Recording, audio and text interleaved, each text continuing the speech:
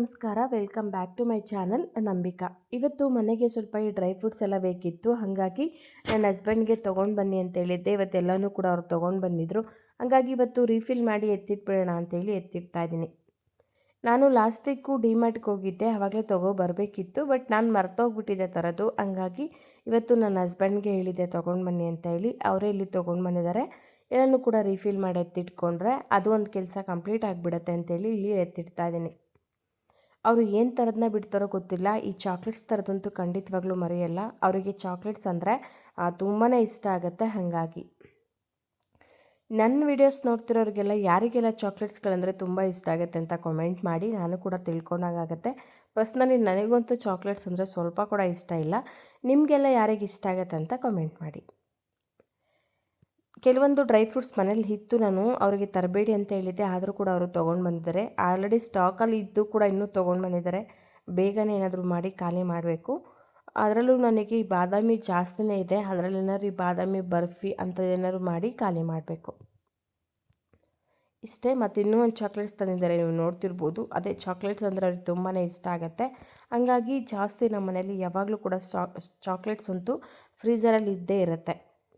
ಏನಾದರೂ ಖಾಲಿ ಆಗಿರುತ್ತೆ, ಇಲ್ಲ ಚಾಕ್ಲೇಟ್ಸ್ ಅಂತೂ ನಮ್ಮ ಮನೇಲಿ ಖಾಲಿನೇ ಆಗಿರಲ್ಲ. ಅಷ್ಟು ಅವ್ರಿಗೆ ಇಷ್ಟ. ಡಿಮಾರ್ಟ್ಗೆ ಹೋಗ್ತೀವಿ ಅಂದರೆ ಇದೊಂದು ಪ್ರಾಬ್ಲಮ್ಮು. ಹೋದಾಗೆಲ್ಲ ಒಂದೊಂದು ಬ್ಯಾಗ್ ತೊಗೊಂಡು ಬರ್ತಾರೆ. ಮನೆಯಿಂದ ಅವರು ಬ್ಯಾಗೇ ತೊಗೊಂಡು ಹೋಗಿರಲ್ಲ. ಅಂದರೆ ಜಿಮ್ಗೆ ಹೋಗಿರ್ತಾರೆ, ಜಿಮ್ಮಿಂದ ಡೈರೆಕ್ಟ್ ಹಾಗೇ ಹೋಗ್ತಾರೆ. ಆವಾಗ ಯಾವಾಗಲೂ ಕೂಡ ಬ್ಯಾಗ್ ತೊಗೊಂಡು ಹೋಗಿರಲ್ಲ. ಹೋದಾಗೆಲ್ಲ ಒಂದೊಂದು 20 ರೂಪಾಯಿ ಕೊಟ್ಟು ಬ್ಯಾಗ್ ತರೋದೇ ಆಗುತ್ತೆ. ಇಂಥ ಬ್ಯಾಗ್ಸ್ ನಮ್ಮ ಮನೇಲಿ ಕಡಿಮೆ ಅಂದರೂ ಒಂದು 10 ಮೇಲೆ ಇದೆ ಅಂತಲೇ ಹೇಳ್ಬೋದು. ನಾನು ಹೋದರೆ ಕಂಪಲ್ಸರಿಯಾಗಿ ಬ್ಯಾಗ್ನ ಮರೀದೆ ತೊಗೊಂಡು ಹೋಗ್ತೀನಿ. ಬಟ್ ನನ್ನ ಹಸ್ಬೆಂಡ್ ಹೋದರೆ ಆಗಲ್ಲ. ಯಾವಾಗ ಹೋದ್ರೂ ಬ್ಯಾಗ್ನ ಒಂದು ದುಡ್ಡು ಕೊಟ್ಟು ತೊಗೊಂಡು ಬಂದೇ ಬರ್ತಾರೆ. ನಮ್ಮ ಮನೇಲಿ ಹೇಳ್ದಾಗೆ ಒಂದು 8ರಿಂದ 10 ಮೇಲೆ ಈ ಬ್ಯಾಗ್ ಸ್ಟಾಕಲ್ಲೇ ಇದೆ.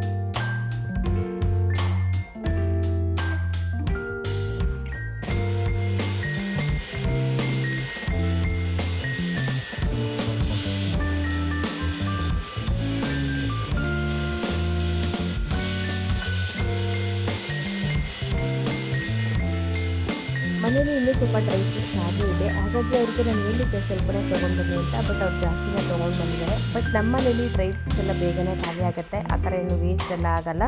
ಯಾಕಂದರೆ ನಾನು ನನ್ನ ಹಸ್ಬೆಂಡು ಸ್ನ್ಯಾಕ್ಸ್ ಟೈಮ್ಗೆ ಇದನ್ನೇ ಡ್ರೈ ಫ್ರೂಟ್ಸ್ನ ತೊಗೊಂಡು ಹೋಗ್ತೀವಿ. ನಾನು ಇತ್ತೀಚೆಗೆ ಇದನ್ನು ಅಭ್ಯಾಸ ಮಾಡ್ಕೊಂಡಿದ್ದು. ಮುಂಚೆಲ್ಲ ನಾನು ತೊಗೊಂಡೋಗ್ತಿಲ್ಲ, ನನ್ನ ಹಸ್ಬೆಂಡ್ ಅಷ್ಟೇ ತೊಗೊಂಡು ಹೋಗ್ತಾ ಇದ್ದಿದ್ದು. ನಾನೇನು ಮಾಡ್ತಿದ್ದೆ ಅಂದರೆ ಒಂದು 4:15 ಟೈಮಲ್ಲಿ ಆಫೀಸಲ್ಲಿ ಏನಾದರೂ ಹಸುವಾಗ್ತಿದೆ ಅಂದರೆ ಕೊಲೀಗ್ಸ್ ಜೊತೆ ಆಚೆ ಹೋಗ್ತಿದ್ನಲ್ವ, ಆವಾಗ ಏನಾಗ್ತಿತ್ತು ಅಂದರೆ ಈ ಗೋಬಿ ಮಂಚೂರಿ, ಪಾನಿಪುರಿ ಅಥವಾ ಈ ಸಮೋಸ ಈ ಥರದ್ದೆಲ್ಲ ತಿಂದ್ಕೊಂಡು ಬರ್ತಿದ್ದೆ. ಬಟ್ ಇತ್ತೀಚೆಗೆ ಅದನ್ನು ಅವಾಯ್ಡ್ ಮಾಡಬೇಕು ಅಂತೇಳಿ ಹೆಲ್ದಿ ವರ್ಷನ್ ಆಗಿ ಡ್ರೈ ಫ್ರೂಟ್ಸ್ನ ತೊಗೊಂಡು ಹೋಗ್ತೀನಿ. ಇದನ್ನು ಇತ್ತೀಚೆಗೆ ನಾನು ಅಭ್ಯಾಸ ಮಾಡಿಕೊಂಡಿದ್ದು. ಅದಕ್ಕೂ ಒಂದು ಕಾರಣ ಇದೆ. ಏನಾಯ್ತು ಅಂದರೆ ಲಾಸ್ಟ್ ಟೈಮು ನಾನು ನನ್ನ ಫ್ರೆಂಡ್ಸ್ ಎಲ್ಲ ಆಚೆ ಹೋಗಿದ್ವಿ. ಅಂದರೆ ಏನಾದರೂ ತಿನ್ಕೊಂಬೋಣ ಹಸುವಾಗ್ತಿದೆ ಅಂತೇಳಿ ಎಲ್ಲರೂ ಕೂಡ ಇಲ್ಲಿ ಗೋಬಿನೇ ತಿನ್ನೋಣ ಅಂತ ಪ್ಲ್ಯಾನ್ ಮಾಡಿಕೊಂಡು ಗೋಬಿ ಹೇಳಿದ್ವಿ. ಬಟ್ ಅವರೊಂದು 5-10 ನಿಮಿಷ ವೆಯ್ಟ್ ಮಾಡಿ ಲೇಟ್ ಆಗುತ್ತೆ ಅಂತ ಹೇಳಿದ್ರು. ಸರಿ ಅಂತ ಎಲ್ಲರೂ ಕೂಡ ಅಲ್ಲಿ ವೆಯ್ಟ್ ಮಾಡಿಕೊಂಡು ನಾವು ನಿಂತ್ಕೊಂಡಿದ್ವಿ. ಅದಾದಮೇಲೆ ಪಕ್ಕದಲ್ಲಿ ಒಬ್ಬರು ಆಂಟಿ ಗೋಬಿಗೆ ಈ ಗೋಬಿನ ರೆಡಿ ಮಾಡ್ಕೋತಾರಲ್ವ, ಗೋಬಿ ಮಾಡೋಕ್ಕಿಂತ ಮುಂಚೆ ಆ ರೀತಿ ಅದನ್ನೆಲ್ಲ ಕಟ್ ಮಾಡ್ಕೋತಾಯಿದ್ರು. ಅಂದರೆ ಈ ಕೋಸ್ಗೆಡ್ಡೆ ಅದನ್ನೆಲ್ಲ ಕಟ್ ಮಾಡ್ಕೋತಾಯಿದ್ರು. ಈ ಕಡೆ ಅಣ್ಣ ಗೋಬಿನ ಮಾಡ್ತಾಯಿದ್ರು.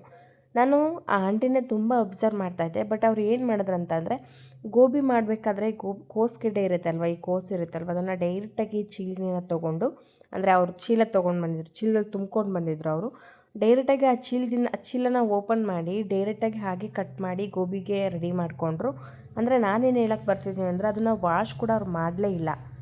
ನಾನು ನೋಡ್ತಾ ಇದ್ದೆ ಅವ್ರು ವಾಶ್ ಮಾಡ್ತಾರ ಅಂತ. ಅವ್ರು ಒಂದು ಸ್ವಲ್ಪ ಕೂಡ ವಾಶ್ ಮಾಡಿಲ್ಲ. ಅಟ್ಲೀಸ್ಟ್ ನೀರಿಗೂ ಕೂಡ ಹಾಕಲಿಲ್ಲ. ಡೈರೆಕ್ಟಾಗಿ ಹಾಗೆ ಕಟ್ ಮಾಡಿ ಅವ್ರು ಗೋಬಿ ಮಾಡೋಕ್ಕೆ ಅಂತ ಪಾತ್ರೆ ಇಟ್ಕೊಂಡಿದ್ರು. ಡೈರೆಕ್ಟಾಗಿ ಆ ಪಾತ್ರೆಗೆ ಕಟ್ ಮಾಡಿ ಹಾಕಿದ್ರು. ಬಟ್ ನಾನು ಹೇಳಕ್ಕೆ ಬರ್ತಿರೋದೇನೆಂದರೆ ಈ ಕೋಸ್ಗೆಡ್ಡೆಲಿ ತುಂಬ ಹುಳುಗಳಿರುತ್ತೆ. ನಾವು ಕೂಡ ರೈತರ ಫ್ಯಾಮಿಲಿಯಿಂದನೇ ಬಂದಿರೋದು. ಹಂಗಾಗಿ ನನಗೆ ಸ್ವಲ್ಪ ಅದ್ರ ಬಗ್ಗೆ ಅನುಭವ ಇದೆ. ಈ ಕೋಸ್ಗಿಡ ಹೇಗಂತಂದರೆ ಅದು ತುಂಬ ಹುಳಗಳಾಗುತ್ತೆ, ಹಾಗಾಗಿ ಅದನ್ನು ಸಣ್ಣ ಗಿಡದಿಂದನೇ ಔಷಧಿ ಹೊಡಿಯೋಕ್ಕೆ ಸ್ಟಾರ್ಟ್ ಮಾಡ್ತಾರೆ. ಆಮೇಲೆ ಅದು ದೊಡ್ಡದಾದ್ರೂ, ಅದು ಕಾಯಿ ದೊಡ್ಡದಾದ್ರೂ ಕೂಡ ಅವತ್ತಿಗೂ ಔಷಧಿಯಿಂದನೇ ಬೆಳೆಸ್ತಾರೆ ಅದನ್ನು, ಅಷ್ಟು ಔಷಧಿಗಳು ಹೊಡಿತಾರೆ. ಬಟ್ ಅವ್ರು ಅದನ್ನು ವಾಶ್ ಮಾಡದೆ ಹಾಕೋದು ತುಂಬ ಡೇಂಜರ್ ಕೂಡ. ಅವ್ರ ಬಿಸ್ನೆಸ್ಸಿಗೂ ತೊಂದರೆನೇ ಮತ್ತು ನಮ್ಮ ಹೆಲ್ತಿಗೂ ತೊಂದರೆನೇ. ಯಾಕಂದರೆ ತಿನ್ನೋರಿಗೆ ನಮಗೆ ಏನಾದರೂ ಹೆಚ್ಚು ಕಮ್ಮಿ ಆದರೂ ಅವ್ರಿಗೆ ಕಷ್ಟ ಅದು, ಮತ್ತು ನಮಗೂ ಕೂಡ ಕಷ್ಟ ಆಗುತ್ತೆ. ಅದನ್ನು ಅವರು ಮೈಂಡ್ ಸೆಟ್ಟಲ್ಲಿ ಇಟ್ಕೋಬೇಕು. ಯಾರೇ ಆದ್ರೂ ಕೂಡ ಒಂದು ಹೋಟ್ಲಾಗಿರ್ಬೋದು ಅಥವಾ ಈ ಥರ ಗೋಬಿಗಳ ಅಂಗಡಿಗಳಾಗಿರ್ಬೋದು, ಈ ಪಾನಿಪುರಿ ಅಂಗಡಿಗಳಾಗಿರ್ಬೋದು, ಯಾವುದೇ ತರಕಾರಿಗಳಾಗಿರ್ಬೋದು, ನೀಟಾಗಿ ವಾಶ್ ಮಾಡಾಕೋದು ತುಂಬಾ ಒಳ್ಳೇದಂತ ಅನಿಸುತ್ತೆ. ಬಟ್ ನಾನು ಅವರಿಗೆ ಸೈಡಲ್ಲಿ ಕರೆದು ಹೇಳಿದೆ. ತುಂಬ ಜನ ಇದ್ದರು ಅಲ್ಲಿ, ನಾನು ಅವ್ರ ಜೊತೆ ಮಾತಾಡೋಕೆ ಆಗ್ತಾ ಇರಲಿಲ್ಲ. ಆದರೂ ಕೂಡ ನಾನು ಸೈಡಿಗೆ ಕರೆದು ಆಂಟಿಗೆ ಹೇಳಿದೆ, ಆಂಟಿ ಈ ಥರ ಎಲ್ಲ ವಾಶ್ ಮಾಡದೆ ಹಾಕಬೇಡಿ, ಅದು ತುಂಬ ಆರೋಗ್ಯಕ್ಕೆ ಒಳ್ಳೆಯದಲ್ಲ ಅಂತ. ಬಟ್ ಅವರಿಲ್ಲಮ್ಮ ಮನೆಯಲ್ಲೇ ವಾಶ್ ಮಾಡ್ಕೊಂಡು ಬಂದಿದ್ದೀವಿ ಅಂತ ಹೇಳಿದ್ರು. ಬಟ್ ನಾನು ಕೇಳಿದೆ ಆಂಟಿಗೆ, ಅಲ್ಲ ಆಂಟಿ ಚೀಲ ಹೇಗಿದೆ ಹಾಗೆ ಓಪನ್ ಮಾಡಿ ಹಾಕ್ತಾಯಿದ್ದೀರಾ, ಅದರಲ್ಲಿರುವಂಥ ಅವ್ರು ವಾಶ್ ಮಾಡಿದರೆ ಕೋಸ್ಗಿಡೆ ಮೇಲೆ ಎಲೆಗಳೆಲ್ಲ ಕೆಲವೊಂದು ಸ್ವಲ್ಪ ಎಲೆ ಎಲ್ಲ ಇರುತ್ತೆ ಅಲ್ವ, ಅದೆಲ್ಲ ಹಾಗಾಗೇ ಇತ್ತು. ಈ ವಾಶ್ ಮಾಡಿರೋ ತರಕಾರಿಗೂ ಅಥವಾ ಈ ವಾಶ್ ಮಾಡದಿರೋ ತರಕಾರಿಗೂ ತುಂಬಾ ವ್ಯತ್ಯಾಸ ಇರುತ್ತೆ. ಅದು ನೋಡಿದ ತಕ್ಷಣ ನಮಗೂ ಕೂಡ ಗೊತ್ತಾಗುತ್ತೆ. ನಾನು ಅವ್ರಿಗೆ ಹೇಳಿದೆ, ಇಲ್ಲ ಆಂಟಿ ನೀವು ವಾಶ್ ಮಾಡಿಲ್ಲ, ಈ ಥರ ಮಾಡಬೇಡಿ, ನೆಕ್ಸ್ಟ್ ಟೈಮ್ ಪ್ಲೀಸ್ ವಾಶ್ ಮಾಡಿ ಗೋಬಿನ ಮಾಡಿ ಕೊಡಿ, ಈ ಥರ ಎಲ್ಲ ಮಾಡಬೇಡಿ, ಜನಕ್ಕೆ ಹೆಲ್ತು ತುಂಬಾ ಹಾಳಾಗುತ್ತೆ, ನಿಮಗೆ ಅವ್ರು ನಂಬಿ ನಿಮ್ಮ ಹತ್ರ ಬರ್ತಾರೆ, ಬಟ್ ನೀವು ಮಾಡೋದು ತಪ್ಪು ಅಂತ ಹೇಳಿದೆ. ಬಟ್ ನಾನು ಎಲ್ಲರ ಮುಂದೆ ಹೇಳೋಕ್ಕಾಗ್ತಾ ಇರಲಿಲ್ಲ, ಯಾಕಂದರೆ ಅವ್ರ ಬಿಸ್ನೆಸ್ಸು ನಾವು ನೋಡಬೇಕಾಗತ್ತೆ. 4 ಕಾಸು ಉಳಿಲಿ ಅಂತ ಪಾಪ ಮಾಡ್ತಾ ಇರ್ತಾರೆ, ಆದರೆ ನಾವು ಅವ್ರದ್ದು ಕೂಡ ಅರ್ಥ ಮಾಡ್ಕೋಬೇಕು. ಬಟ್ ಅವರು ಕೂಡ ಅದೇ ರೀತಿಯಾಗಿ ಅರ್ಥ ಮಾಡ್ಕೋಬೇಕು. ನಿಮಗೇನಾದ್ರು ಆ ಥರ ಕಾಣಿಸ್ದಾಗ ನೀವು ಕೂಡ ಅಷ್ಟೇ ಡೈರೆಕ್ಟಾಗಿ ಅವ್ರನ್ನ ಸೈಡಿಗೆ ಕರೆದು ಹೇಳಿ, ಅವರು ಕೂಡ ಅರ್ಥ ಮಾಡ್ಕೋತಾರೆ. ಬಟ್ ರೂಢಾಗೆಲ್ಲ ಹೇಳಕ್ಕೆ ಹೋಗ್ಬಿಡಿ. ಅವ್ರದ್ದು ಒಂದು ಫ್ಯಾಮಿಲಿ ಇರುತ್ತೆ, ಅವ್ರದ್ದು ಒಂದು ಜೀವನ ಇರುತ್ತೆ. ಬಟ್ ನೋಡಿಕೊಂಡು ಅವ್ರಿಗೆ ಹೇಳಿದ್ರೆ ಅವ್ರು ಅರ್ಥ ಮಾಡ್ಕೋತಾರೆ ಅಂತ ನನಗನ್ಸುತ್ತೆ. ಬಟ್ ಅದಾದಮೇಲೆ ಅದಾದಮೇಲೆ ನಾನು ಗೋಬಿ ತಿನ್ನೋದೇ ಬಿಟ್ಬಿಟ್ಟೆ ಅಂತಲೇ ಹೇಳ್ಬೋದು. ಅದಾದಮೇಲೆ ನನಗಲ್ಲಿ ಗೋಬಿ ತಿನ್ನೋಕ್ಕೆ ಮನಸ್ಸು ಕೂಡ ಆಗಲಿಲ್ಲ. ನನ್ನ ಫ್ರೆಂಡ್ಸ್ ಎಲ್ಲ ಆಗೋ ಕೂಡ ತಿಂದರು. ಬಟ್ ಅವ್ರನ್ನ ತಿನ್ನೋರನ್ನ ನಾನು ಬೇಡ ಅಂತ ಹೇಳಕ್ಕೆ ಹೋಗಲಿಲ್ಲ. ಬಟ್ ಅವ್ರು ತಿಂದರು. ಬಟ್ ನನಗೆ ಯಾಕೋ ಇಷ್ಟ ಆಗಲಿಲ್ಲ. ನಾನು ಅಮೌಂಟ್ ಕೊಟ್ಟಿದ್ರು ಕೂಡ ಅವ್ರು ವಾಪಸ್ ಕೊಡೋಕ್ಕೆ ಬಂದರು. ನಾನು ಬೇಡ ಆಂಟಿ ನನಗೆ ಪರವಾಗಿಲ್ಲ ಅಂತೇಳಿ ನಾನೇನು ತಿಂದಿಲ್ಲ, ಹಾಗೆ ಬಂದೆ. ಅದಾದಮೇಲೆ ನಾನು ಈ ಥರ ಮನೆಯಿಂದ ಈ ಬಾಕ್ಸ್ಗಳಿಗೆಲ್ಲ ಡ್ರೈ ಫ್ರೂಟ್ಸ್ ಎಲ್ಲ ತೊಗೊಂಡೋಗೋದನ್ನ ಅಭ್ಯಾಸ ಮಾಡ್ಕೊಂಡಿದ್ದು. ಹಾಗಾಗಿ ಇದೆಲ್ಲ ಹೇಳಬೇಕಾಯ್ತು. ಇದಕ್ಕಿಂತ ಮುಂಚೆ ನಾನು ಡ್ರೈ ಫ್ರೂಟ್ಸ್ ಎಲ್ಲ ತೊಗೊಂಡು ಹೋಗ್ತಾನೆ ಇರಲಿಲ್ಲ. ಬಟ್ ಹೆಲ್ದಿ ವರ್ಷ ಅಂತ ನಾನು ಮೇಂಟೈನ್ ಮಾಡ್ತಾನೆ ಇರಲಿಲ್ಲ ನಿಜವಾಗ್ಲೂ. ಪಾನಿಪುರಿ, ಗೋಬಿ ಮಂಚೂರಿ ಇಂಥದ್ದೆಲ್ಲ ಜಾಸ್ತಿನೇ ತಿಂತಿದ್ದೆ ಅಂತಲೇ ಹೇಳ್ಬೋದು. ಬಟ್ ಯಾರೇ ಆದರೂ ಅಷ್ಟೇ ನನ್ನ ವೀಡಿಯೋ ನೋಡ್ತಿರೋರು ದಯವಿಟ್ಟು ಸ್ವಲ್ಪ ಈ ಹೋಟೆಲ್ಗಳಲ್ಲಾಗಿರ್ಬೋದು, ಈ ಥರ ಸ್ನ್ಯಾಕ್ಸ್ ಅಂಗಡಿಗಳಾಗಿರ್ಬೋದು, ಸ್ವಲ್ಪ ಹೈಜೀನ್ ಕಡೆ ಗಮನ ಕೊಡಿ. ಯಾಕಂತಂದರೆ ನಿಮ್ಮನ್ನ ನಂಬಿ ಅವರು ದುಡ್ಡು ಕೊಟ್ಟು ತಿನ್ನೋಕೆ ಬರ್ತಾರೆ. ಅವ್ರ ಹೆಲ್ತ್ ಜೊತೆ ನೀವು ಆಟ ಆಡಬೇಡಿ. ನಿಮಗೆ ಬಿಸ್ನೆಸ್ಸು ನೀವು ಚೆನ್ನಾಗಿ ಕ್ವಾಲಿಟಿ ಕೊಟ್ಟು ಟೇಸ್ಟಿಯಾಗಿ ಕೊಟ್ಟರೆ ಬಿಸ್ನೆಸ್ ತಾನಾಗೆ ಆ ಬಿಸ್ನೆಸ್ ಜಾಸ್ತಿ ಆಗುತ್ತೆ. ಬಟ್ ನೀವು ಸ್ವಲ್ಪ ಹೆಲ್ತ್ಗೆ ನಮ್ಮ ಕಡೆನೂ ಗಮನ ಕೊಡಿ. ಮತ್ತು ನೀವು ಕೊಡೋ ಹೆಲ್ತಿಯಾಗಿರುವಂಥ ಫುಡ್ ಮೇಲೆ ಕೂಡ ನಿಮ್ಮ ಬಿಸ್ನೆಸ್ ಚೆನ್ನಾಗಿ ವರ್ಕ್ ಆಗುತ್ತೆ ಅಂತಲೇ ಹೇಳ್ಬೋದು. ಹಂಗಾಗಿ ಇದೊಂದಂತೂ ಪುಟ್ಟ ಸಲಹೆ ಅಂತ ಕೂಡ ನೀವು ತಿಳ್ಕೊಳ್ಳಿ. ಇದನ್ನು ಸ್ವಲ್ಪ ದಯವಿಟ್ಟು ಅರ್ಥ ಮಾಡಿಕೊಂಡು ಜನಗಳ ಬಗ್ಗೆ ನೀವು ಕೂಡ ಥಿಂಕ್ ಮಾಡಿ. ನನ್ನ ವಿಡಿಯೋ ನೋಡ್ತಿರೋರಿಗೆ ನಾನು ಒಂದು ರಿಕ್ವೆಸ್ಟ್ ಏನಂತಂದರೆ, ಹೋಟೆಲ್ ಬಿಸ್ನೆಸ್ಸು ಅಥವಾ ಈ ಥರ ಸ್ನ್ಯಾಕ್ಸ್ ಬಿಸ್ನೆಸ್ ಮಾಡೋರು ಯಾರಾದರೂ ನನ್ನ ವಿಡಿಯೋ ನೋಡ್ತಿದ್ದಾರಂದರೆ ಪ್ಲೀಸ್ ಯಾವುದೇ ತರಕಾರಿಗಳಾಗಿರ್ಬೋದು ಅಥವಾ ರೈಸ್ ಆಗಿರ್ಬೋದು ನೀಟಾಗಿ ವಾಶ್ ಮಾಡಿ ಹಾಕಿ. ಯಾಕಂದರೆ ಯಾವುದೇ ತರಕಾರಿ ಆದ್ರೂ ಇವಾಗ ಔಷಧಿ ಹೊಡೆದು ಯಾವ ತರಕಾರಿ ಕೂಡ ಬೆಳೆಯೋಕ್ಕೆ ಸಾಧ್ಯನೇ ಇಲ್ಲ. ಇವಾಗ ಔಷಧಿ ಹಾಕದೆ ಯಾವ ತರಕಾರಿ ಕೂಡ ಬರಲ್ಲ, ಹಂಗಿದೆ ಇವಾಗ. ಹಾಗಾಗಿ ಇದೊಂದು ರಿಕ್ವೆಸ್ಟ್ ಅಂತಲೇ ಅಂದ್ಕೊಳ್ಳಿ.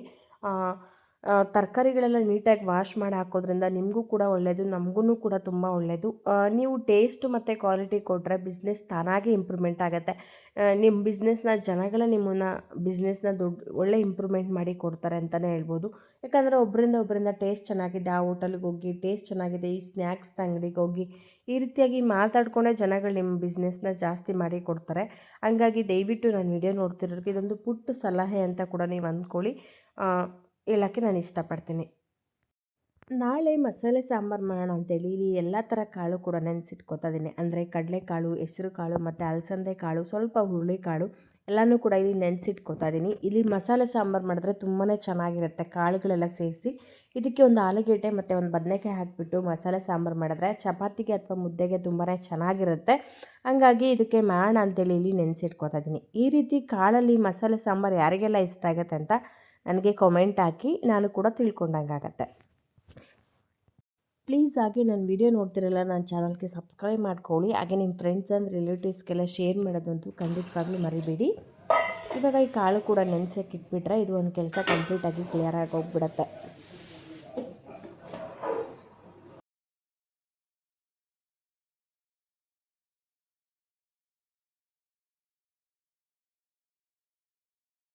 ನನಗೆ ನೈಟು ಬಿಟ್ಟು ಬಿಟ್ಟು ತುಂಬಾ ಜ್ವರ ಬರ್ತಾ ಇದೆ. ಅಂದರೆ ಬೆಳಗ್ಗೆ ಟೈಮು ಜ್ವರ ಸ್ವಲ್ಪ ಕೂಡ ಇರಲ್ಲ, ಬಟ್ ನೈಟ್ ಆದರೆ ಜ್ವರ ಫುಲ್ಲು ಸ್ಟಾರ್ಟ್ ಆಗ್ತಿದೆ. ಆದರೆ ಬೆಳಗ್ಗೆ ಅಷ್ಟೊತ್ತಿಗೆ ಜ್ವರ ಹೋಗಿರುತ್ತೆ, ಆದರೆ ಸುಸ್ತು ಮಾತ್ರ ಬೆಳಗ್ಗೆ ಟೈಮ್ ತುಂಬಾ ಇರುತ್ತೆ. ಈ ರೀತಿಯಾಗಿ ಒಂದು 4-5 ದಿನದಿಂದ ಆಗ್ತಾನೇ ಇದೆ.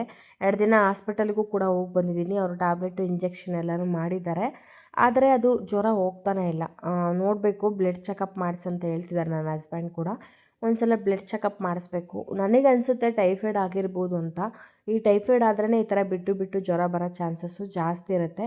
ನೋಡಬೇಕು, ಆ ಥರ ಏನಾದ್ರು ಟೈಫಾಯ್ಡ್ ಆಗಿದೆ ಅಂತಂದರೆ ಆಫೀಸಿಗೆ ಲೀವ್ ತೊಗೊಂಡು ಒಂದು ವಾರ ರೆಸ್ಟ್ ಕೂಡ ಮಾಡಬೇಕು. ಯಾಕಂದರೆ ರೆಸ್ಟು ಕೂಡ ಇಲ್ಲ ನನಗೆ, ಹಾಗಾಗಿ ಸ್ವಲ್ಪ ಸುಸ್ತು ಕೂಡ ಆಗ್ತಿದೆ ಬಾಡಿಲಿ. ಜ್ವರ ಜಾಸ್ತಿನೇ ಇದೆ ಅಂತ ಹೇಳ್ಬೋದು. ಜ್ವರ ಮತ್ತು ಕೆಮ್ಮು ತುಂಬಾ ಜಾಸ್ತಿನೇ ಇದೆ, ಮತ್ತು ತಲೆನೋವು ಕೂಡ ತುಂಬ ಜಾಸ್ತಿ ಇದೆ. ಹಂಗಾಗಿ ಬ್ಲಡ್ ಚೆಕಪ್ ಮಾಡಿಸಿದ್ರೆ ಏನಂತ ಗೊತ್ತಾಗತ್ತೆ. ಮನೆ ಹತ್ರ ಈ ತೊಗರಿಕಾಯಿ ಕೂಡ ಮಾರೋಕ್ಕೆ ಬರ್ತಾಯಿದ್ರು. ಗಾಡೀಲಿ ತೊಗೊಂಡು ಬಂದಿದ್ರು ಹಳ್ಳಿ ಕಡೆಯಿಂದ. ತುಂಬಾ ಫ್ರೆಶ್ ಆಗಿತ್ತು, ಕಾಳು ಕೂಡ ತುಂಬಾ ಗಟ್ಟಿಯಾಗಿತ್ತು. ಹಂಗಾಗಿ ನಾನು ಕೂಡ ಇಲ್ಲಿ 1 kg ತೊಗೊಂಡು ಬಿಡಿಸಿಡ್ತಾಯಿದ್ದೀನಿ. ತುಂಬಾ ಚೆನ್ನಾಗಿದೆ, ಫ್ರೆಶ್ ಆಗಿ ಕೂಡ ಇತ್ತು, ಮತ್ತು ಕಾಳು ಕೂಡ ತುಂಬ ಚೆನ್ನಾಗಿ ಬಲ್ತಿತ್ತು. ಕಾಳು ಕೂಡ ತುಂಬಾ ಜಾಸ್ತಿ ಕೂಡ ಸಿಕ್ಕಿದ್ವು ಅಂತಲೇ ಹೇಳ್ಬೋದು. ನೀವು ನೋಡ್ತಿರ್ಬೋದು, ಮೊನ್ನೆ ಬಜ್ಜಿ ಮಾಡೋಕ್ಕೋಗಿ ಬಜ್ಜಿ ಆಯಿಲೆಲ್ಲ ಸಿಡಿದು ಈ ಥರ ಕೈಗೆಲ್ಲ ಆಗೋಗಿದೆ. ತುಂಬ ಉರಿ ಕೂಡ ಆಗಿತ್ತು. ಕೈಲಿ ಸುಮಾರು ಕಡೆ ಇದೇ ರೀತಿ ಸಿಡಿತು. ಅದರಲ್ಲಿ ನೀರು ಜಾಸ್ತಿ ಇತ್ತಂತ ಕಾಣಿಸುತ್ತೆ. ಬಜ್ಜಿ ಮೆಣಸಿನ್ಕಾಯಿ ವಾಶ್ ಮಾಡೋದ್ನಲ್ವ, ಅದು ನೀರು ಜಾಸ್ತಿ ಇತ್ತು ಅನಿಸುತ್ತೆ. ಎಣ್ಣೆ ಒಳಗಡೆ ಹಾಕಿದ ತಕ್ಷಣ ಫುಲ್ ಕೈಗೆಲ್ಲ ಸಿಡಿದೇ ಬಿಡ್ತು. ಹಾಗಾಗಿ ಅದು ಕೂಡ ಸ್ವಲ್ಪ ಪೇಯ್ನ್ ಆಗಿದ್ದಾವೆ. ಕಾಳು ಕೂಡ ಇವಾಗಿಗೆ ಎಷ್ಟು ಬೇಕೋ ಅಷ್ಟು ಮಾತ್ರ ಬಿಡಿಸ್ಕೊಂಡು ಇವಾಗ ಈ ಕಾಳು ಮತ್ತು ಬದನೆಕಾಯಿ ಟೊಮೊಟೊ ಹಾಕಿ ಮಸಾಲೆ ಸಾಂಬಾರು ಮಾಡೋಣ ಅಂತೇಳಿ ಮಾಡ್ತಾಯಿದ್ದೀನಿ. ಅಂದರೆ ಇವತ್ತು ಮಾಡ್ತಿರುವಂಥ ಸಾಂಬಾರು ಹಳ್ಳಿ ಶೈಲಿಲಿ ಮಾಡ್ತಾಯಿದ್ದೀನಿ. ಅಂದರೆ ಹಳ್ಳಿ ಕಡೆ ಸ್ವಲ್ಪ ಏಜ್ ಆದವರೆಲ್ಲ ಮಾಡ್ತಾರೆ ನೋಡಿ, ಆ ರೀತಿಯಾಗಿ ಮಾಡ್ತಾಯಿದ್ದೀನಿ. ತುಂಬಾ ಚೆನ್ನಾಗಿರುತ್ತೆ. ಮತ್ತು ನನಗೆ ಈ ಥರ ಟಿ ವಿ ನೋಡಿಕೊಂಡು ಕಾಳುಗಳೆಲ್ಲ ಬಿಡ್ಸೋಕ್ಕೆ ತುಂಬಾ ಇಷ್ಟ ಆಗುತ್ತೆ. ಈ ಥರ ಯಾರಿಗೆಲ್ಲ ಇಷ್ಟ ಆಗುತ್ತೆ ಅಂತ ಕಮೆಂಟ್ ಮಾಡಿ. ನಾನು ಯಾವುದೇ ಕೆಲಸ ಮಾಡ್ಕೋಬೇಕಂತಿದ್ರೂ ಈ ಥರ ಟಿ ವಿ ನೋಡ್ಕೊಂಡೇ ಮಾಡ್ಕೋತೀನಿ. ನಂಗೆ ತುಂಬಾ ಬೇಗ ಕೆಲಸ ಆಗುತ್ತೆ ಅಂತ ಅನಿಸುತ್ತೆ, ಮತ್ತು ಬೇಜಾರು ಕೂಡ ಆಗೋಲ್ಲ ಕೆಲಸ ಮಾಡೋಕ್ಕೆ. ಹಾಗಾಗಿ ನೋಡ್ತಿರ್ಬೋದು, ಕಾಳು ತುಂಬಾ ಗಟ್ಟಿದ್ದಾವೆ. ಚೆನ್ನಾಗಿದೆ, ಕಾಳು ಫ್ರೆಶ್ಶಾಗಿಯೂ ಕೂಡ ಇತ್ತು. ಹಂಗಾಗಿ ಇವಾಗ ಪೂರ್ತಿಗೆ ಎಷ್ಟು ಬೇಕು ಅಷ್ಟು ಬೇಕು, ಅಷ್ಟು ಮಾತ್ರ ಬಿಡಿಸ್ಕೊಂಡು ಅಡುಗೆ ಮಾಡಿಕೊಂಡು ಅದಾದಮೇಲೆ ಮತ್ತೆ ಫ್ರೀ ಆಗಿರ್ತೀನಲ್ಲ, ಆವಾಗ ಸ್ವಲ್ಪ ಬಿಡಿಸ್ಕೊಳ್ಳೋಣ ಅಂತೇಳಿ ಇಲ್ಲಿ ಬಿಡಿಸ್ಕೊತಾ ಇದ್ದೀನಿ. ಸಾಂಬಾರು ಕೂಡ ತುಂಬ ಚೆನ್ನಾಗಿರುತ್ತೆ. ಈ ಥರ ಫ್ರೆಶ್ ಆಗಿರುವಂಥ ಕಾಳು ಹಾಕಿ ಮಾಡ್ಕೊಡೋದ್ರಿಂದ ಸಾಂಬಾರು ಕೂಡ ತುಂಬ ಟೇಸ್ಟಿಯಾಗಿ ಬರುತ್ತೆ ಅಂತಲೇ ಹೇಳ್ಬೋದು. ನಾನು ಕಾಳು ಇವಾಗ ಎಷ್ಟು ಬೇಕೋ ಅಷ್ಟು ಮಾತ್ರ ಇಲ್ಲಿ ಬಿಡಿಸಿಟ್ಕೊಂಡಿನಿ. ಮತ್ತೆಲ್ಲ ಕಾಳು ಕೂಡ ಆಮೇಲೆ ಬಿಡಿಸಿಟ್ಕೊಳ್ಳೋಣ ಅಂತೇಳಿ ಇವಾಗಿಗೆ ನನಗೆ ಇಷ್ಟು ಕಾಳಾದರೆ ಸಾಕಾಗತ್ತೆ. ಈ ಸಾಂಬಾರು ಸೇಮ್ ಹಳ್ಳಿ ಕಡೆ ಮಾಡ್ತಾರೆ ನೋಡಿ, ಅದೇ ರೀತಿಯಾಗೇ ಇರುತ್ತೆ. ನಮ್ಮ ಅಜ್ಜಿ ಜಾಸ್ತಿ ಇದೇ ರೀತಿಯಾಗಿ ಸಾಂಬಾರನ್ನ ಮಾಡ್ತಾಯಿದ್ರು. ಹಂಗಾಗಿ ಇವತ್ತು ಆ ರೀತಿಯಾಗಿ ಸಾಂಬಾರು ಮಾಡೋಣ ಅಂತೇಳಿ ಮಾಡ್ತಾಯಿದ್ದೀನಿ. ಆ ರೆಸಿಪಿನ ನಿಮ್ಮ ಜೊತೆ ಕೂಡ ಶೇರ್ ಮಾಡ್ಕೋತೀನಿ. ನಿಮಗೂ ಕೂಡ ಇಷ್ಟ ಆಗ್ಬೋದು. ನಿಮಗೆ ಆದರೂ ಈ ವಿಡಿಯೋ ಇಷ್ಟ ಆಯಿತು ಅಂದರೆ ಪ್ಲೀಸ್ ಒಂದು ಲೈಕ್ ಮಾಡಿ, ಹಾಗೆ ನಿಮ್ಮ ಫ್ರೆಂಡ್ಸ್ ಆ್ಯಂಡ್ ರಿಲೇಟಿವ್ಸ್ಗೆಲ್ಲ ಶೇರ್ ಮಾಡಿ. ಫಸ್ಟು ನಮಗೆ ಸಾಂಬಾರು ಎಷ್ಟು ಬೇಕಷ್ಟು ನೋಡಿಕೊಂಡು ಒಂದು ಕುಕ್ಕರಲ್ಲಿ ನೀರನ್ನ ಸೇರಿಸಿ ಆ ನೀರನ್ನ ಬಿಸಿ ಮಾಡೋಕ್ಕೆ ಇಟ್ಕೋಬೇಕು. ಅದಾದ ನಂತರ ಇಲ್ಲಿ ಒಂದು ಆಲೂಗೆಡ್ಡೆ, ಒಂದು ಬದನೆಕಾಯಿನ ತೊಗೊಂಡು ಈ ಥರ ಆಲೂಗೆಡ್ಡೆಲೆಲ್ಲ ಸಿಪ್ಪೆನ ತೆಗೆದು ದಪ್ಪಾಗಿ ಕಟ್ ಮಾಡ್ಕೋಬೇಕು. ತುಂಬ ಸಣ್ಣದಾಗಿ ಕಟ್ ಮಾಡ್ಕೋಬಾರ್ದು. ಮಸಾಲೆ ಸಾಂಬಾರುಗಳಲ್ಲಿ ಸ್ವಲ್ಪ ಆಲೂಗೆಡ್ಡೆ ಎಲ್ಲ ದೊಡ್ಡದಾಗಿದ್ದರೆ ತುಂಬಾ ಚೆನ್ನಾಗಿ ಅನಿಸುತ್ತೆ. ಹಾಗಾಗಿ ಇದರಲ್ಲಿರುವಂಥ ಸಿಪ್ಪೆ ಎಲ್ಲ ತೆಗೆದ್ಬಿಟ್ಟು ದಪ್ಪದಾಗಿ ಕಟ್ ಮಾಡ್ಕೊಳ್ಳೋಣ. ಈ ರೀತಿ ದಪ್ಪದಾಗಿ ಕಟ್ ಮಾಡಿಕೊಂಡ್ರೆ ಸಾಕಾಗತ್ತೆ. ಮತ್ತು ಆಲೂಗೆಡ್ಡೆನ ನೀರಲ್ಲಿ ಹಾಕಿ ಇಟ್ಕೋಬೇಕು, ಇಲ್ಲಾಂದರೆ ಆಲೂಗೆಡ್ಡೆ ಕಪ್ಪಾಗಿಬಿಡುತ್ತೆ. ಹಾಗಾಗಿ ಈ ಥರ ಕಟ್ ಮಾಡಿದ ತಕ್ಷಣ ನೀರಲ್ಲಿ ಸೇರಿಸ್ಕೊತಾ ಇದ್ದೀನಿ. ಈ ಬದನೆಕಾಯಿ ನೋಡೋಕ್ಕೆ ಮೇಲೆ ತುಂಬಾ ಚೆನ್ನಾಗಿದೆ, ಬಟ್ ಒಳಗಡೆ ಫುಲ್ಲು ಬಲ್ತೋಗ್ಬಿಟ್ಟಿದೆ. ಬಟ್ ಈ ರೀತಿ ಇರೋದನ್ನ ಬದನೆಕಾಯಿನ ಹಾಕಿದ್ರೆ ಅಷ್ಟೊಂದು ಸಾಂಬಾರು ಟೇಸ್ಟಿಯಾಗಿ ಬರೋಲ್ಲ. ಯಾಕಂದರೆ ಬೀಜ ಎಲ್ಲ ಫುಲ್ಲು ಬಲ್ತೋಗಿದೆ, ಅಷ್ಟು ಟೇಸ್ಟ್ ಚೆನ್ನಾಗಾಗಲ್ಲ. ಹಾಗಾಗಿ ನಾನು ಆ ಬದನೆಕಾಯಿನ ಹಾಕಲಿಲ್ಲ. ಇನ್ನೊಂದು ಬದನೆಕಾಯಿ ಅದು ಕೂಡ ಸ್ವಲ್ಪ ಹಾಗೇ ಇತ್ತು, ಬಟ್ ಇರೋದ್ರಲ್ಲಿ ಬೆಸ್ಟ್ ಆಗಿತ್ತು. ಹಾಗಾಗಿ ಇವತ್ತು ಅದನ್ನೇ ಹಾಕಿ ಮಾಡ್ತಾಯಿದ್ದೀನಿ. ಈ ಥರ ಸಾಂಬಾರುಗಳಿಗೆ ಮೈಸೂರು ಬದನೆಕಾಯಿ ಹಾಕೋದ್ರಿಂದ ತುಂಬಾ ಚೆನ್ನಾಗಿರುತ್ತೆ. ಅಂದರೆ ಈ ಉದ್ದ ಬದನೆಕಾಯಿ ಬರುತ್ತೆ ನೋಡಿ, ಮೈಸೂರು ಬದನೆಕಾಯಿ ಅಂತ ಹೇಳ್ತಾರೆ. ಆ ಬದನೆಕಾಯಿನ ಹಾಕಿ ಈ ಥರ ಸಾಂಬಾರು ಮಾಡಿದ್ರೆ ತುಂಬಾ ಚೆನ್ನಾಗಿರುತ್ತೆ. ಒಂದು ಸಲ ಟ್ರೈ ಮಾಡಿ. ಇವಾಗ ಇದನ್ನು ಕೂಡ ಇದೇ ರೀತಿಯಾಗಿ ದಪ್ಪದಾಗಿ ಕಟ್ ಮಾಡಿ ಅದನ್ನು ಕೂಡ ನೀರಲ್ಲಿ ಹಾಕ್ಕೋತಾ ಇದ್ದೀನಿ. ನೀರಲ್ಲಿ ಹಾಕೋದ್ರಿಂದ ಈ ಬದನೆಕಾಯಿ ಮತ್ತು ಆಲೂಗೆಡ್ಡೆ ಎರಡೂ ಕೂಡ ಕಪ್ಪಾಗಲ್ಲ ಅಂತ ಹೇಳ್ತಾರೆ. ಹಾಗಾಗಿ ನಾನು ಈ ಥರ ಕಟ್ ಮಾಡಿದ ತಕ್ಷಣ ನೀರಲ್ಲಿ ಸೇರಿಸ್ತೀನಿ. ನಾನು ಹಾಕಿರುವಂಥ ತರಕಾರಿನ ಬಿಟ್ಟು ನಿಮ್ಗೆ ಯಾರಿಗಾದರೂ ಬೇರೆ ತರಕಾರಿಗಳು ಇಷ್ಟ ಆಗುತ್ತೆ ಅಂದರೆ ಆ ತರಕಾರಿ ಕೂಡ ಸೇರಿಸ್ಕೋಬೋದು. ಈ ಪ್ಲೇಸಲ್ಲಿ ಇಂಥದ್ದೇ ತರಕಾರಿ ಹಾಕಬೇಕು ಅಂತೇನಿಲ್ಲ. ನಿಮಗೆ ಯಾವ ತರಕಾರಿಗಳು ಇಷ್ಟ ಆಗುತ್ತೆ ಆ ತರಕಾರಿ ಕೂಡ ಸೇರಿಸ್ಕೋಬೋದು. ನಾನಿಲ್ಲಿ ಹಾಕ್ತಾಯಿರೋದು ಬದನೆಕಾಯಿ ಮತ್ತು ಟೊಮೊಟೊ, ಒಂದು ಆಲೂಗೆಡ್ಡೆ ಮತ್ತು ಕಾಳು ಇಷ್ಟೇ ಸೇರಿಸ್ತಾ ಇದ್ದೀನಿ. ನಾನು ಹಾಕಿರುವಂಥ ತರಕಾರಿನ ಬಿಟ್ಟು ನೀವು ಯಾವ್ದಾದ್ರು ಬೇರೆ ತರಕಾರಿ ಕೂಡ ಸೇರಿಸ್ಕೊಳ್ಳಿ. ಇವಾಗೆಲ್ಲ ಸ್ವಲ್ಪ ಒಂದು ಸಲ ಚೆನ್ನಾಗಿ ವಾಶ್ ಮಾಡಿಕೊಂಡು ಎತ್ತಿಟ್ಕೊಂಡ್ಬಿಟ್ರೆ ಇವಾಗ ಕಾಳು ಸಾಂಬಾರಿಗೂ ಕೂಡ ರೆಡಿ ಮಾಡ್ಕೋಬೋದು. ಆವಾಗಲೇ ನಾವು ನೀರನ್ನ ಬಿಸಿ ಮಾಡೋಕೆ ಇಟ್ಕೊಂಡಿದ್ವಲ್ವ, ನೀರು ಕೂಡ ಚೆನ್ನಾಗಿ ಬಿಸಿಯಾಗಿದೆ. ಈ ಹಂತದಲ್ಲಿ ನಾವು ಆವಾಗಲೇ ಕಾಳು ಮತ್ತು ತರಕಾರಿಗಳೆಲ್ಲ ಏನು ಚೆನ್ನಾಗಿ ವಾಶ್ ಮಾಡಿ ಇಟ್ಕೊಂಡಿದ್ವಲ್ವ, ಅದನ್ನೆಲ್ಲ ಇದಕ್ಕೆ ಸೇರಿಸ್ಕೊಂಡು ಚೆನ್ನಾಗಿ ಕುಕ್ ಮಾಡ್ಕೋಬೇಕು. ಇದಕ್ಕೆ ಒಂದು ಟೊಮೊಟೊ ಕೂಡ ಸೇರಿಸ್ಕೊಳೋದ್ರಿಂದ ತುಂಬಾ ಚೆನ್ನಾಗಿರುತ್ತೆ, ಸಾಂಬಾರು ಹುಳುಳಿಯಾಗಿರುತ್ತೆ. ಹಾಗಾಗಿ ಈ ಹಂತದಲ್ಲಿ ಒಂದು ಟೊಮೊಟೊ ಕೂಡ ಸೇರಿಸ್ಕೊಂಡು ಚೆನ್ನಾಗಿ ಕುಕ್ ಮಾಡ್ಕೋಬೇಕು. ನಾನಿಲ್ಲಿ ಕುಕ್ಕರ್ನ ವಿಶಲ್ ಹಾಕಿಸ್ತಿಲ್ಲ, ಡೈರೆಕ್ಟಾಗಿ ಈ ಥರ ಓಪನ್ ಪಾತ್ರೆಯಲ್ಲಿ ಮಾಡ್ತಿರೋದ್ರಿಂದ ತುಂಬಾ ಚೆನ್ನಾಗಿರುತ್ತೆ. ಸೇಮ್ ಹಳ್ಳಿ ಕಡೆ ಮಾಡ್ತಾರಲ್ವ ಸಾಂಬಾರು, ಅದೇ ರೀತಿಯಾಗಿ ಬರುತ್ತೆ. ಈ ಹಂತದಲ್ಲಿ ರುಚಿಗೆ ತಕ್ಕಷ್ಟು ಉಪ್ಪು ಕೂಡ ಸೇರಿಸ್ಕೊಂಡು ಒಂದು ಟೊಮೊಟೊ ಕೂಡ ಸೇರಿಸಿ ಚೆನ್ನಾಗಿ ಕುಕ್ ಮಾಡ್ಕೋಬೇಕು. ನಾನು ಆವಾಗಲೇ ಹೇಳಿದಾಗೆ ನಾನು ಹಾಕಿರುವಂಥ ತರಕಾರಿಗಳನ್ನ ಬಿಟ್ಟು ನಿಮ್ಗೆ ಯಾರಿಗಾದರೂ ಬೇರೆ ತರಕಾರಿಗಳು ಇಷ್ಟ ಆಗುತ್ತೆ ಅಂದರೆ ನೀವು ಆ ತರಕಾರಿ ಕೂಡ ಇಲ್ಲಿ ಸೇರಿಸ್ಕೊಳ್ಳಿ, ತುಂಬಾ ಚೆನ್ನಾಗಿರುತ್ತೆ. ಮಸಾಲೆಗೆ 1 ಟೊಮೊಟೊ ಆದರೆ ಸಾಕಾಗುತ್ತೆ, ಮತ್ತು ಈ ಥರ ತರಕಾರಿ ಬೇಯಿಸ್ಕೋಬೇಕಾದ್ರೆ 1 ಟೊಮೊಟೊ ಆದರೆ ಸಾಕಾಗುತ್ತೆ. ನಾನಿಲ್ಲಿ ಟೋಟಲಿಯಾಗಿ 2 ಟೊಮೊಟೊನ ತೊಗೊಂಡಿದ್ದೀನಿ. ಅಂದರೆ ನಾನು ಮಾಡ್ತಿರೋಂಥ ಕ್ವಾಂಟಿಟಿಗೆ 2 ಟೊಮೊಟೊ ಆದರೆ ಸಾಕಾಗುತ್ತೆ. ನೀವು ಜನ ಎಷ್ಟಿರ್ತೀರ ನೋಡಿಕೊಂಡು ಹೆಚ್ಚು ಕಡಿಮೆ ಮಾಡ್ಕೊಳ್ಳಿ. ಇವಾಗ ಇದು ಚೆನ್ನಾಗಿ ಕುಕ್ ಆಗ್ತಾ ಇರಲಿ. ಈ ಕಡೆ ಸಿಂಪಲಾಗಿ ಒಂದು ಮಸಾಲೆ ಕೂಡ ಮಾಡ್ಕೊಂಡ್ಬೇಡ. ಇಲ್ಲಿ ರುಚಿಗೆ ತಕ್ಕಷ್ಟು ಉಪ್ಪು ಕೂಡ ಸೇರಿಸ್ಕೊಂಡು ಚೆನ್ನಾಗಿ ಕುಕ್ ಮಾಡ್ಕೊಬೇಕು. ಈ ಕಡೆ ಇದು ಚೆನ್ನಾಗಿ ಕುಕ್ ಆಗ್ತಾ ಇರಲಿ, ಇಲ್ಲಿ ಮಸಾಲೆಗೆ ಕೂಡ ರೆಡಿ ಮಾಡ್ಕೊಳ್ಳೋಣ. ಮಸಾಲೆ ಕೂಡ ತುಂಬ ಸಿಂಪಲ್ಲು, ಅಷ್ಟೊಂದಾಗಿ ಮಸಾಲೆಗೆ ಯಾವುದೂ ಕೂಡ ಇಲ್ಲಿ ಐಟಮ್ಸ್ ಸೇರಿಸ್ತಾ ಇಲ್ಲ. ತುಂಬ ಸಿಂಪಲ್ಲಾಗಿ ಒಂದು ಮಾಡ್ಕೊಳುವಂಥ ಮಸಾಲೆ ಅಂತಲೇ ಹೇಳ್ಬೋದು. ಅಷ್ಟೊತ್ತಿಗೆ ನಾನಿಲ್ಲಿ ರೈಸಿಗೂ ಕೂಡ ಇಟ್ಕೊಂಡ್ಬಿಡ್ತೀನಿ. ರೈಸು ಕೂಡ ಆದರೆ ನನಗೆ ಅಡುಗೆ ಕಂಪ್ಲೀಟಾಗಿ ಬೇಗನೆ ಆಗೋಗ್ಬಿಡುತ್ತೆ. ಹಾಗಾಗಿ ನಾನಿಲ್ಲಿ ಕೆಂಪಕ್ಕಿನ ಬಳಸ್ತಾ ಇದ್ದೀನಿ. ಈ ಕೆಂಪಕ್ಕಿ ತಿನ್ನೋದ್ರಿಂದ ಆರೋಗ್ಯಕ್ಕೆ ತುಂಬ ಒಳ್ಳೆಯದು, ಮತ್ತು ಇದು ಪಾಲಿಶ್ ಕೂಡ ಆಗಿಲ್ಲ, ಅನ್ಪಾಲಿಶ್ ಆಗಿರುವಂಥ ರೈಸ್ ಇದು. ನಾವು ಇದನ್ನೇ ಸುಮಾರು ದಿನದಿಂದ ಬಳಸ್ತಾ ಇರೋದು, ಹಾಗಾಗಿ ಇದೇ ರೈಸ್ನೇ ಮಾಡ್ತಾಯಿದ್ದೀನಿ. ಈ ಮಸಾಲೆ ಸಾಂಬಾರುಗಳಿಗೆ ಈ ಕೆಂಪಕ್ಕಿ ಅನ್ನ ತುಂಬಾ ಚೆನ್ನಾಗಿರುತ್ತೆ. ಮುದ್ದೆಗೆ ಮತ್ತು ಈ ಕೆಂಪಕ್ಕಿ ಅನ್ನ ಸಾಂಬಾರಿಗೆ ತುಂಬಾ ಚೆನ್ನಾಗಿರುತ್ತೆ. ಇದು ಸ್ವಲ್ಪ ಚೆನ್ನಾಗಿ ವಾಶ್ ಮಾಡ್ಕೋಬೇಕು. ನೀವು ನೋಡ್ತಿರ್ಬೋದು, ಸ್ವಲ್ಪ ಇದರಲ್ಲಿ ಬತ್ತಿದ್ದು ಒಟ್ಟಿನ ಅಂಶ ಜಾಸ್ತಿನೇ ಇರುತ್ತೆ. ಹಾಗಾಗಿ ಸ್ವಲ್ಪ 2-3 ಸಲ ಚೆನ್ನಾಗಿ ವಾಶ್ ಮಾಡ್ಕೋಬೇಕು. ನಾನು ರೈಸ್ನ ತುಂಬಾ ಕಡಿಮೆ ಮಾಡ್ತಾಯಿದ್ದೀನಿ. ಆ ಪುಟ್ಟು ಗ್ಲಾಸಲ್ಲಿ 1 ಗ್ಲಾಸ್ ರೈಸ್ನ ಹಾಕಿರೋದು, ಹಂಗಾಗಿ ಇಲ್ಲಿ 2 ಗ್ಲಾಸಷ್ಟು ನೀರನ್ನ ಸೇರಿಸಿ ಒಂದು 3 ವಿಷಲ್ ತೊಗೊಂಡ್ರೆ ಸಾಕಾಗುತ್ತೆ. ನಮಗೆ ನಾರ್ಮಲಾಗಿ ತೊಗೊಬರ್ತೀವಲ್ವ ಆ ಅಕ್ಕಿಗಿಂತನೂ ಈ ಅಕ್ಕಿನೇ ತುಂಬಾ ಇಷ್ಟ ಆಗುತ್ತೆ, ಮತ್ತು ಈ ರೈಸು ತುಂಬಾ ರುಚಿಯಾಗಿರುತ್ತೆ. ಹಂಗಾಗಿ ನಮಗೆ ಇದೇ ರೈಸೇ ತುಂಬ ಇಷ್ಟ ಆಗುತ್ತೆ. ಇವಾಗ ಇದನ್ನು ಕೂಡ ಒಂದು ಕಡೆ ಇಟ್ಕೊಂಡ್ಬಿಟ್ರೆ ಈ ಕಡೆ ಸಾಂಬಾರಿಗೂ ರೆಡಿ ಆಗುತ್ತೆ, ಆ ಕಡೆ ಅನ್ನಕ್ಕೂ ಆಗುತ್ತೆ, ಬೇಗ ಅಡುಗೆ ಕೂಡ ಮಾಡ್ಕೋಬೋದು. ಇವಾಗ ನೀವು ನೋಡ್ತಿರ್ಬೋದು, ತರಕಾರಿ ಕೂಡ ಇಲ್ಲಿ ತುಂಬ ಚೆನ್ನಾಗಿ ಕುಕ್ ಆಗ್ತಿದೆ. ಈ ರೀತಿ ಚೆನ್ನಾಗಿ ಮಳಿಸ್ಕೊಂಡು ಚೆನ್ನಾಗಿ ಕುಕ್ ಮಾಡ್ಕೊಬೇಕು. ತರಕಾರಿ ಒಂದು 80% ಬೆಂದರೆ ಸಾಕಾಗುತ್ತೆ. ಅದಾದಮೇಲೆ ಮಸಾಲೆ ಹಾಕೋದ್ಮೇಲೂ ತರಕಾರಿ ಚೆನ್ನಾಗಿ ಕುಕ್ ಆಗುತ್ತೆ. ಆವಾಗ ತರಕಾರಿ ಕರೆಕ್ಟಾಗಿ ಪರ್ಫೆಕ್ಟಾಗಿ ಬೇಯುತ್ತೆ. ಇವಾಗ ಮಸಾಲೆಗೆ ರೆಡಿ ಮಾಡ್ಕೊಳ್ಳೋಣ. ನಾನಿಲ್ಲೊಂದು ಮೀಡಿಯಮ್ ಸೈಜ್ 1 ಈರುಳ್ಳಿನ ತೊಗೊಂಡು ಈ ರೀತಿಯಾಗಿ ಅದರಲ್ಲಿರುವಂಥ ಸಿಪ್ಪೆ ಎಲ್ಲ ತೆಗೆದು ದಪ್ಪದಾಗಿ ಕಟ್ ಮಾಡಿ ಮಿಕ್ಸಿ ಜಾರಿಗೆ ಹಾಕೋತೀನಿ. ಮಸಾಲೆ ಕೂಡ ತುಂಬ ಸಿಂಪಲ್ಲಾಗಿ ಮಾಡ್ಕೋಬೋದು. ಮೀಡಿಯಮ್ ಸೈಜ್ದು 1 ಟೊಮೊಟೊ ಆದರೆ ಸಾಕಾಗುತ್ತೆ. ಯಾಕಂದರೆ ನಾನು ಆವಾಗಲೇ ತರಕಾರಿ ಬೇಯಿಸ್ಬೇಕಾದ್ರೂ 1 ಟೊಮೊಟೊ ಸೇರಿಸ್ಕೊಂಡಿದ್ದೀನಿ, ಹಂಗಾಗಿ ಇಲ್ಲಿ 1 ಟೊಮೊಟೊ ಆದರೆ ಸಾಕಾಗುತ್ತೆ. ಈ ಟೊಮೊಟೊ ಕೂಡ ಈ ಥರ ದಪ್ಪದಾಗಿ ಕಟ್ ಮಾಡಿ ಮಿಕ್ಸಿ ಜಾರಿಗೆ ಸೇರಿಸ್ಕೊತಾ ಇದ್ದೀನಿ.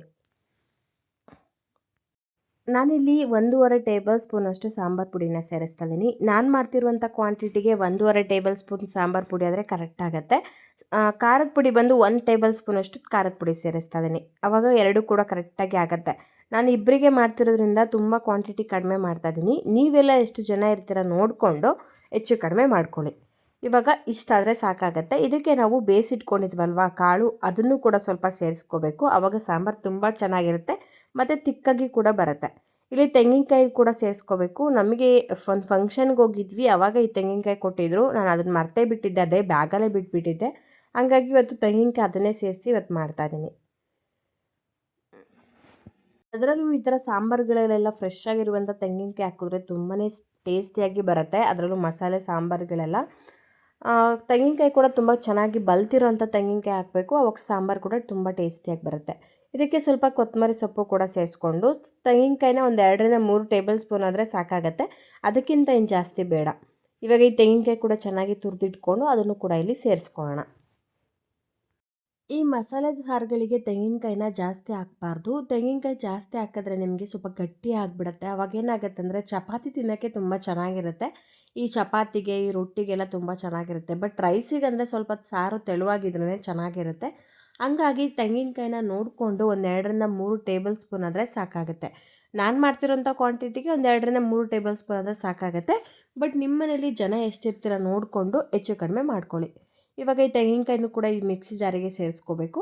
ಇದಾದಮೇಲೆ ನಾವು ಬೇಯಿಸಿಟ್ಕೊಂಡಿರುವಂಥ ಕಾಳು ಕೂಡ ಸೇರಿಸ್ಕೊಂಡು ಸಣ್ಣದಾಗಿ ರುಬ್ಕೊಂಡ್ರೆ ಮಸಾಲೆ ಕೂಡ ರೆಡಿ ಆಗುತ್ತೆ. ಸ್ವಲ್ಪ ಕಾಳು ಹಾಕ್ಕೊಳ್ಳಿ, ತರಕಾರಿಗಿಂತನೂ ಸ್ವಲ್ಪ ಕಾಳನ್ನ ಜಾಸ್ತಿ ಸೇರಿಸ್ಕೊಂಡು ಮಸಾಲೆ ರುಬ್ಕೋಬೇಕು. ಆವಾಗ ಸಾಂಬಾರು ಕೂಡ ತುಂಬ ಚೆನ್ನಾಗಿ ಬರುತ್ತೆ. ನಾನಿಲ್ಲಿ ಅದನ್ನು ತೋರಿಸಿಲ್ಲ, ಹಾಗಾಗಿ ಹೇಳ್ತಾ ಇದ್ದೀನಿ. ಇವಾಗ ನೋಡಿ ಇಷ್ಟು ಸಣ್ಣದಾಗಿ ರುಬ್ಕೊಂಡ್ರೆ ಸಾಕಾಗತ್ತೆ. ಇವಾಗ ನಾವು ಆ ಕಡೆ ತರಕಾರಿನ ಬೇಯಿಸೋಕ್ಕೆ ಇಟ್ಕೊಂಡಿದ್ವಲ್ಲ, ಅದು ಕೂಡ ಚೆನ್ನಾಗಿ ಬೆಂದಿದೆ. ಆ ತರಕಾರಿ ಒಳಗಡೆ ಅಂದರೆ ಆ ಕಾಳು ಆ ತರಕಾರಿ ಒಳಗಡೆ ಈ ಮಸಾಲೆ ಕೂಡ ಸೇರಿಸ್ಕೊಂಡು ಚೆನ್ನಾಗಿ ಕುದಿಸ್ಬೇಕು. ಆಮೇಲೆ ಸಿಂಪಲ್ಲಾಗಿ ಇದಕ್ಕೊಂದು ಒಗ್ಗರಣೆ ಹಾಕಿದ್ರೆ ಸಾಂಬಾರು ರೆಡಿನೇ ಆಗೋಗ್ಬಿಡುತ್ತೆ. ತುಂಬಾ ಚೆನ್ನಾಗಿರುತ್ತೆ. ಒಂದು ಸಲ ಟ್ರೈ ಮಾಡಿ ನೋಡಿ. ತರಕಾರಿಗಳು ಇಷ್ಟು ಬೆಂದರೆ ಸಾಕಾಗತ್ತೆ. ಇವಾಗ ನಾವು ಬೇಯಿಸಿಟ್ಕೊಂಡಿದ್ವಲ್ಲ ಅದ್ರ ಜೊತೆಗೆ ಈ ಮಸಾಲೆ ಕೂಡ ಸೇರಿಸ್ಕೊಂಡು ಚೆನ್ನಾಗಿ ಮಿಕ್ಸ್ ಮಾಡ್ಕೊಬೇಕು. ಆ ಮಿಕ್ಸಿ ಜಾರಲ್ಲಿ ಇನ್ನೂ ಸ್ವಲ್ಪ ಮಸಾಲೆ ಹಾಗೇ ಇದೆ. ಇದಕ್ಕೆ ಸ್ವಲ್ಪ ನೀರನ್ನ ಸೇರಿಸ್ಕೊಂಡು ಆ ಮಿಕ್ಸಿ ಜಾರಲ್ಲಿರುವಂಥ ಮಸಾಲೆ ಎಲ್ಲ ಪೂರ್ತಿಯಾಗಿ ಇದ್ರೊಳಗಡೆ ಹಾಕ್ಕೊಂಡು ಚೆನ್ನಾಗಿ ಕುದಿಸ್ಕೊಂಡು ಒಂದು ಒಗ್ಗರಣೆ ಕೊಟ್ಟರೆ ಸಾಂಬಾರು ರೆಡಿನೇ ಆಗೋಗ್ಬಿಡುತ್ತೆ. ತುಂಬಾ ಚೆನ್ನಾಗಿರುತ್ತೆ ಈ ಸಾಂಬಾರು. ಒಂದು ಸಲ ಟ್ರೈ ಮಾಡಿ. ಮತ್ತು ನನಗೆ ಹೇಗಾಯಿತು ಅಂತ ಕಮೆಂಟ್ ಸೆಕ್ಷನಲ್ಲಿ ನೀವು ಕಮೆಂಟ್ ಹಾಕೋದನ್ನು ಕೂಡ ಖಂಡಿತವಾಗ್ಲೂ ಮರಿಬೇಡಿ. ಇದಕ್ಕೆ ರುಚಿಗೆ ತಕ್ಕಷ್ಟು ಉಪ್ಪು ಕೂಡ ಸೇರಿಸ್ಕೊಂಡು ಚೆನ್ನಾಗಿ ಕುದಿಸ್ಕೊಂಡ್ರೆ ಈ ಸಾಂಬಾರು ರೆಡಿ ಆಗುತ್ತೆ. ಇದಕ್ಕೆ ಸಿಂಪಲ್ಲಾಗಿ ಆವಾಗಲೇ ಹೇಳಿದಾಗೆ ಒಂದು ಒಗ್ಗರಣೆ ಕೂಡ ಮಾಡ್ಕೋಬೇಕು. ಈ ಸಾಂಬಾರಿಗೆ ಒಗ್ಗರಣೆಗೆ ತುಂಬಾ ಸಿಂಪಲ್ಲಾಗಿ ಮಾಡ್ಕೋಬೋದು. ಒಂದು ಕಡಾಯಿನ ಇಟ್ಕೊಂಡು ಕಡಾಯಿ ಚೆನ್ನಾಗಿ ಬಿಸಿ ಆದ ನಂತರ ಒಂದು 2ರಿಂದ 3 ಟೇಬಲ್ ಸ್ಪೂನಷ್ಟು ಆಯಿಲು ಕೂಡ ಸೇರಿಸಿ, ಆಯಿಲ್ ಚೆನ್ನಾಗಿ ಬಿಸಿ ಆದಮೇಲೆ ಇದಕ್ಕೆ ಜೀರಿಗೆ ಮತ್ತು ಸಾಸಿವೆ ಕೂಡ ಸೇರಿಸ್ಕೋಬೇಕು. ಜೀರಿಗೆ ಸಾಸಿವೆ ಎರಡೂ ಕೂಡ ಇಲ್ಲಿ ಚೆನ್ನಾಗಿ ಚಿಟಪಟ ಅಂತ ಸಿಡ್ದಾದ ನಂತರ ನಾವಿದಕ್ಕೆ ಕ್ರಷ್ ಮಾಡ್ಕೊಂಡಿರುವಂಥ ಬೆಳ್ಳುಳ್ಳಿ ಕೂಡ ಸೇರಿಸ್ಕೊಂಡು ಅದರಲ್ಲಿರುವಂಥ ಹಸಿ ವಾಸನೆ ಎಲ್ಲ ಹೋಗೋವರೆಗೂ ಚೆನ್ನಾಗಿ ಫ್ರೈ ಮಾಡ್ಕೋಬೇಕು. ನಂತರ ಇದಕ್ಕೆ ಬ್ಯಾಡಗೆ ಮೆಣಸಿನ್ಕಾಯಿ ಮತ್ತು ಕೆಂಪು ಮೆಣಸಿನ್ಕಾಯಿ ಜೊತೆಗೆ ಕರಿಬೇವು ಸೊಪ್ಪು ಕೂಡ ಸೇರಿಸ್ಕೊಂಡು ಇದರಲ್ಲಿರುವಂಥ ಪೂರ್ತಿಯಾಗಿ ಹಸಿ ಸ್ಮೆಲ್ಲೆಲ್ಲ ಹೋಗೋವರೆಗೂ ಚೆನ್ನಾಗಿ ಫ್ರೈ ಮಾಡಿಕೊಂಡು ಆನಂತರ ನಾವು ಚೆನ್ನಾಗಿ ಫ್ರೈ ಆದಮೇಲೆ ಸಾಂಬಾರು ಒಳಗಡೆ ಸೇರಿಸ್ಕೊಂಡು ಚೆನ್ನಾಗಿ ಮಿಕ್ಸ್ ಮಾಡಿಕೊಂಡ್ರೆ ಸಾಂಬಾರು ರೆಡಿನೇ ಆಗೋಗ್ಬಿಡತ್ತೆ. ತುಂಬಾ ಚೆನ್ನಾಗಿರುತ್ತೆ ಈ ಸಾಂಬಾರು. ಒಂದು ಸಲ ಟ್ರೈ ಮಾಡಿ. ಸೇಮ್ ಹಳ್ಳಿ ಕಡೆ ಮಾಡ್ತಾರಲ್ವ ಅದೇ ರೀತಿಯಾಗಿ ಬರುತ್ತೆ. ನನಗಂತೂ ಪರ್ಸ್ನಲಿ ತುಂಬಾ ಇಷ್ಟ ಆಯಿತು. ನನ್ನ ಹಸ್ಬೆಂಡಿಗೂ ಕೂಡ ಈ ಸಾಂಬಾರು ತುಂಬಾ ಇಷ್ಟ ಆಯಿತು. ಚೆನ್ನಾಗಿದೆ ಅಂತೇಳಿ ಅವರು ಕೂಡ ಇಷ್ಟಪಟ್ಟು ತಿಂದರು. ನೀವು ಕೂಡ ಒಂದು ಸಲ ಟ್ರೈ ಮಾಡಿ. ಮತ್ತು ನನಗೆ ಹೇಗಾಯಿತು ಅಂತ ಕಾಮೆಂಟ್ ಸೆಕ್ಷನಲ್ಲಿ ದಯವಿಟ್ಟು ಕಾಮೆಂಟ್ ಹಾಕೋದನ್ನ ಮರಿಬೇಡಿ. ಹಾಗೆ ನನ್ನ ಚಾನಲ್ಗೆ ಸಪೋರ್ಟ್ ಕೂಡ ಮಾಡಿ. ನಮ್ಮಂಥ ಸಣ್ಣ ಸಣ್ಣ ಯೂಟ್ಯೂಬರ್ಸ್ನ ದಯವಿಟ್ಟು ಬೆಳೆಸಿ. ಅದರಲ್ಲೂ ಈ ಥರ ಹಸಿ ಕಾಳು ಹಾಕಿ ಸಾಂಬಾರು ಮಾಡಿದಾಗ ಮುದ್ದೆ ಇದ್ದರೆ ಊಟನೇ ಒಂದು ಚಂದ ಅನಿಸುತ್ತೆ ಅಲ್ವಾ. ಹಾಗಾಗಿ ನಾನು ಕೂಡ ಇವತ್ತು ಮುದ್ದೆನ ಮಾಡ್ಕೊಂಡಿದ್ದೆ. ಇವಾಗ ಮುದ್ದೆ ಕೂಡ ರೆಡಿ ಆಗಿದೆ, ಕಟ್ಕೊಂಡ್ರೆ ರೆಡಿ ಆಯಿತು. ಈ ಸಾಂಬಾರು ಜೊತೆಗೆ ಮುದ್ದೆ ಬೆಸ್ಟ್ ಕಾಂಬಿನೇಷನ್ ಅಂತ ಕೂಡ ಹೇಳ್ಬೋದು. ತುಂಬಾ ಚೆನ್ನಾಗಿರುತ್ತೆ. ಈ ರೀತಿಯಾಗಿ ಹಸಿ ಕಾಳು ಸಾಂಬಾರು ಮಾಡಿದಾಗ ಯಾರಿಗೆಲ್ಲ ಮುದ್ದೆ ಇಷ್ಟ ಆಗುತ್ತೆ ಅಂತ ಕಾಮೆಂಟ್ ಮಾಡಿ. ನನಗಂತೂ ಈ ಸಾಂಬಾರು ಮತ್ತು ಈ ಹಸಿ ಕಾಳು ಸಾಂಬಾರು ಮಾಡಿದಾಗ ಮುದ್ದೆ ಅಂತೂ ನಂಗೆ ತುಂಬಾ ಇಷ್ಟ ಆಗುತ್ತೆ. ನಿಮಗೆಲ್ಲ ಯಾರಿಗೆಲ್ಲ ಇಷ್ಟ ಆಗುತ್ತೆ ಅಂತ ಕಾಮೆಂಟ್ ಮಾಡಿ. ನಾನು ಈ ಥರ ಹಸಿ ಕಾಳು ಸಾಂಬಾರು ಮತ್ತು ಮುದ್ದೆ ಊಟ ಮಾಡಿ ಸುಮಾರು ದಿನಗಳೇ ಆಗೋಗಿತ್ತು. ಇವತ್ತಂತೂ ನನಗಂತೂ ತುಂಬಾ ಇಷ್ಟ ಆಯಿತು. ನನ್ನ ಹಸ್ಬೆಂಡ್ಗೂ ಕೂಡ ತುಂಬಾ ಇಷ್ಟ ಆಯಿತು. ಈ ವಿಡಿಯೋ ಏನಾದರೂ ನಿಮಗೆ ಏನಾದರೂ ಸ್ವಲ್ಪ ಆದರೂ ಇಷ್ಟ ಆಯಿತು ಅಥವಾ ಸ್ವಲ್ಪ ಆದರೂ ಯೂಸ್ಫುಲ್ ಕಂಟೆಂಟ್ ಇತ್ತಂದರೆ ಪ್ಲೀಸ್ ಒಂದು ಲೈಕ್ ಮಾಡಿ. ಹಾಗೆ ನಿಮ್ಮ ಅನಿಸಿಕೆ ಅಭಿಪ್ರಾಯನ ನನಗೆ ಕಾಮೆಂಟ್ ಸೆಕ್ಷನಲ್ಲಿ ತಿಳಿಸೋದನ್ನ ಮರಿಬೇಡಿ. ಒಳ್ಳೊಳ್ಳೆ ರೆಸಿಪೀಸ್ ಹಾಗೆ ಒಳ್ಳೊಳ್ಳೆ ಬ್ಲಾಗ್ಸೊಂದಿಗೆ ನಿಮ್ಮನ್ನು ನಾನು ಮತ್ತೆ ಭೇಟಿ ಮಾಡ್ತೀನಿ ಅಂತ ಕೇಳ್ತಾ ಈ ವಿಡಿಯೋನ ಇಲ್ಲಿಗೆ ಎಂಡ್ ಮಾಡ್ತಾ ಇದ್ದೀನಿ. Thank you.